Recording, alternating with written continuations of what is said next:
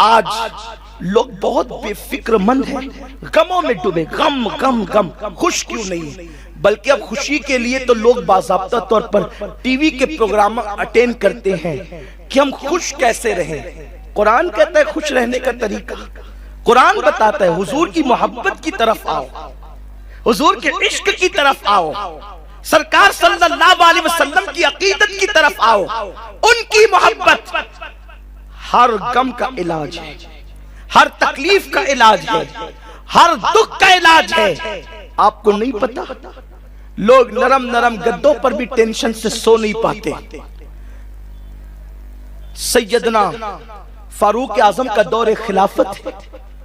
उस दौरे खिलाफत में एक एलची रोम का आया और उसने मुसलमानों से पूछा कि तुम्हारा बादशाह कौन है। उन्होंने कहा हमारा कोई बादशाह नहीं है, हमारा एक अमीर है, मोमिनों का अमीर। तो कहा उसका महल कौन सा है, तो कहा उसका कोई महल भी नहीं है। जैसे हमारे झोपड़े वैसे उसका भी झोपड़ा है, और उसके झोपड़े का हाल तो ये है कि हाथ ऊपर उठाएं तो उसकी छत पर हाथ लगता है। इतने छोटे छत का उसका मकान है। और उसके बाद उसने पूछा कि वो मिलेगा, तो कहा शायद वो इस वक्त बकरियां चरा रहा होगा। मोमिनों का अमीर बकरियां चराने के लिए निकला है। किस कदर सादा जिंदगी है, किस कदर आजिज़ी और सादगी की जिंदगी है। सैयदना फारूक आजम को ढूंढता हुआ रोम का एलची जब पहुंचा चरागाह की तरफ, खेतों खलियान की तरफ, तो क्या देखा, जिसके नाम से कैसर और किसरा के ताजदार कांपते हैं, एक दरख्त के नीचे हाथ का सरहाना बनाकर बगैर किसी चादर के उमर जमीन पर सो रहे हैं। इस सुकून और इत्मीनान की नींद देखकर रोम का एलची हैरान हो गया। ये वही शख्स है दुबला पतला जिसके नाम से कैसर और किसरा के ताजदार कांपते हैं। सैयदना फारूक आजम को सुकून की नींद, इत्मीनान की नींद सोते हुए देखकर उसने सोचा बड़ा अच्छा मौका है, अगर इसको कत्ल कर दूं तो फिर मुझे कितना बड़ा इनाम मिलेगा। कैसर और किसरा के ताजदारों की राह से एक रुकावट और रोड़ा दूर हो जाएगा, संग राह हट जाएगा। लेकिन जैसे ही उसने अपने हथियार की तरफ हाथ बढ़ाया, जलाले फारूकी जो चेहरे से आया था उसकी वजह से अल्लाह अकबर हाथ कांप गए। आंख खुली तो फारूक आजम ने पूछा कौन हो? रोम का एलची हूँ। क्यों आए हो? आपके पास पैगाम लेकर आया हूँ, नामा बर बन करके आया हूँ। अल्लाह अकबर। उसने पूछा सैयदना फारूक आजम से आप ही उमर इब्ने खत्ताब है? फरमाया हाँ। उसने कहा मेरे ताजदारों को तो सिक्योरिटी के दरमियान नींद नहीं आती और उनको तो बॉडी गार्ड की कतारों में नींद नहीं आती, तुम इस सुकून के साथ मिट्टी पर सो रहे हो। फारूक आजम ने फरमाया जो जुल्म नहीं करता उस पर भी जुल्म नहीं किया जाता। आप मुझे बताएं किस इत्मीनान की जिंदगी उन लोगों की थी।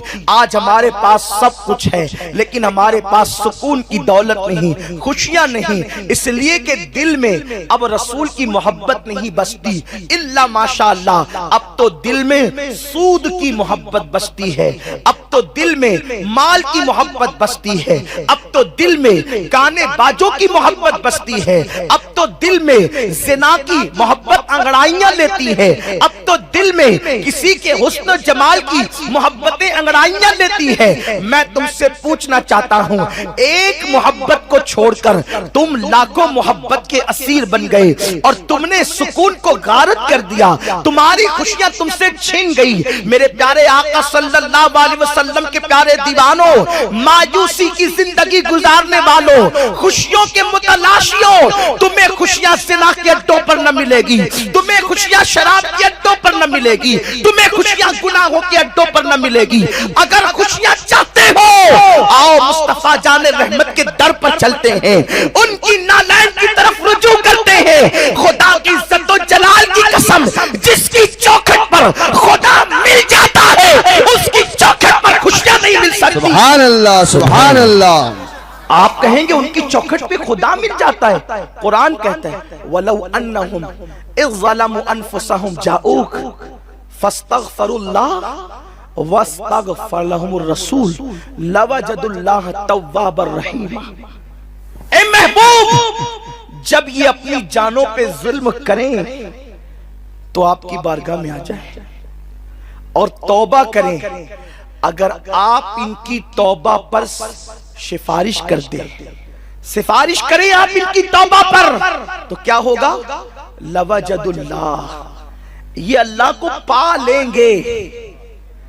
और ये नहीं कब पा लेंगे, अल्लाह को जरूर पा लेंगे। लवजदुल्लाह, ये अल्लाह को जरूर पा लेंगे। अल्लाह तो कहता है फसम्मा वजहुल्लाह, अल्लाह का जलवा तो हर तरफ है। तो हुजूर के यहां पाने में और जगह पाने में फर्क क्या है? यह भी खास बात है। जब कुरान कहता है फसम्मा वजहुल्लाह, हर जगह अल्लाह का जलवा है, तो फिर हुजूर के यहां जाने में क्या खास बात है? जब हर जगह उसका जलवा है तो पार्कों में भी पा लेंगे खुदा को, चांद को देखकर भी पा लेंगे खुदा को, सूरज को देखकर भी पा लेंगे खुदा को, मस्जिदों में भी पा लेंगे खुदा को, खानकाहों में भी पा लेंगे खुदा को। हुजूर की चौखट की खुसूसियत क्या है? याद रखना, अल्लाह को पाना जरूरी नहीं है, बल्कि इस हालत में पाना है, तव्वाब और रहीमा। इस हालत में वो पाएंगे कि अल्लाह उनकी तौबा को कबूल करने वाला और उन पर रहम करने वाला। हर जगह पाओगे। एक मिसाल के जरिए से आपको समझाऊं। देखो, आप हजरत बुलबुले बागे मदीना से मिलना चाहते हैं, बड़ी तमन्ना है मिलने की, लेकिन आपको पता चला ये हाशमिया हाई स्कूल के टीचर हैं, तो बंबई पहुंचे और वहां पहुंचने के बाद सोचा यार इस्माइल हबीब मस्जिद में भीड़ बहुत होगी, तो एक काम करते हैं, वहां भीड़ नहीं होगी तो हाशमिया हाई स्कूल चलते हैं। अब ये स्कूल की उलझनों में ऐसे उलझे और इतने टेंशन का शिकार, बच्चों को मार रहे हैं, टीचरों को तंबी कर रहे हैं, ऐसे मत पढ़ाओ, ये करो ये करो। उतने में आप हाथ चूमने के लिए पहुंच गए, पा तो लिया, लेकिन खान साहब की जलाली फटी फटी नजर देखकर दिल ने कहा अल्लाह यहां ना आता तो अच्छा होता। पाया ना, लेकिन काम नहीं बना। उल्टा आप सोचे थे ये ना मिलते तो अच्छा होता, ना मिलते तो अच्छा होता, लेकिन इसके बरक्स इस्माइल हबीब में गए, भीड़ बहुत है, लेकिन किबला हुजूर अमीर सुन्नी दावत इस्लामी मौजूद है और ये उनके सामने हाथ बांधकर खड़े हुए हैं। अब स्कूल का लाख टेंशन, टीचर को लाख डांटना, सबके अपने अपने मामलात, लेकिन सामने वो मौजूद है जो दिलरुबा है और मिलना उससे है जिससे आप वहां भी मिलने गए थे तो दिल कर रहा था न मिलते तो अच्छा होता। अब यहाँ है, दिलरुबा के सामने खड़े हैं। अब आप आए, जरा अस्सलाम वालेकुम मिलने तो दो, तो प्यार से मुस्कुरा के हाथ दे दिया, जी भर के चूम ले, बिला तशबीह बिला तमसील। वो खुदा तो हर जगह मिलता है, लेकिन तव्वाब और रहीमा की शक्ल में मिलता है, तो दरे मुस्तफा पर मिलता है। हर जगह मिलेगा तो बनी बिगड़ सकती है, दरे मुस्तफा पे मिलेगा तो बिगड़ी भी बन जाए। सुभान अल्लाह, नारे तकबीर, अल्लाहु अकबर, नारे रिसाला, या रसूल अल्लाह, औलादे गौसे आज़म जिंदाबाद, सुन्नी दावत इस्लामी जिंदाबाद, उलमाए अहले सुन्नत जिंदाबाद। सुभान अल्लाह। लोग कहते हैं दरे मुस्तफा की जरूरत क्या है? खुदा से पूछो दरे मुस्तफा की जरूरत क्या है? जो दरे मुस्तफा पर खुदा को पाते हैं वो कहते हैं बखुदा खुदा का यही है दर, नहीं और कोई मफर मकर, जो वहां से हो यही आके हो, जो यहाँ नहीं तो वहां नहीं। सुभान अल्लाह, सुभान अल्लाह, बहुत खूब, सुभान अल्लाह। जिसकी चौखट पर खुदा मिलता हो उसकी चौखट पर खुशियां नहीं मिल सकती, लेकिन हमने उस रसूल की चौखट को छोड़ दिया, हमने उस महबूब की चौखट को छोड़ दिया। हम तो दर दर पर गुनाहों के अड्डों पर खुशियां ढूंढ रहे हैं। शराब की सुराहियों के अंदर खुशियां नहीं, अगर शराब की सुराहियों में खुशियां होती तो फिर दुनिया शराब पीकर खुश होती। लेकिन उनसे पूछो, मगरबी दुनिया जो शराब के अंदर डूब चुकी है, अब वो शराब पी पी कर थक गए और अब वो चाहते हैं शराब छोड़ देना। लेकिन उनकी पोजीशन ऐसी है कि चोर कंबल को छोड़ना चाहता है, लेकिन कंबल अब चोर को छोड़ने के लिए तैयार नहीं है। बिल्कुल ऐसा हाल मगरबी दुनिया का है। वो शराब पी पी कर तंग आ गए। अगर शराब से खुशियां मिलती तो मगरिब की दुनिया के अंदर भी लोग खुश होते।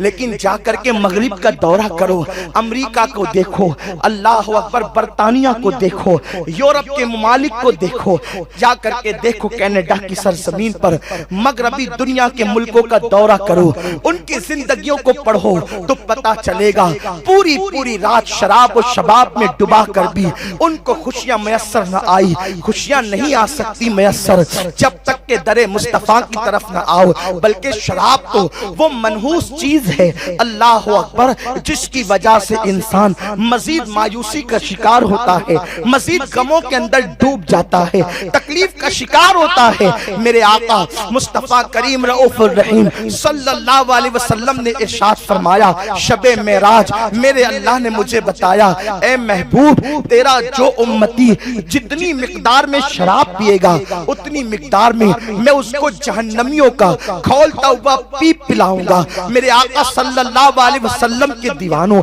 अगर बेटली से उसके जख्म से आम हम पीप निकलता हुआ देखते हैं तो हमें घिन आने लगती है। मुझे बताओ कि जब अपने बेटे की उंगली से निकलने वाले पीप को देखना हमें गवारा नहीं, हमें बर्दाश्त नहीं होता, तो अल्लाह अकबर, जब शराब के घूंट जितनी मिकदार में पिए गए हैं उतनी मिकदार के अंदर अल्लाह जहन्नमियों का पीप पिलाएगा।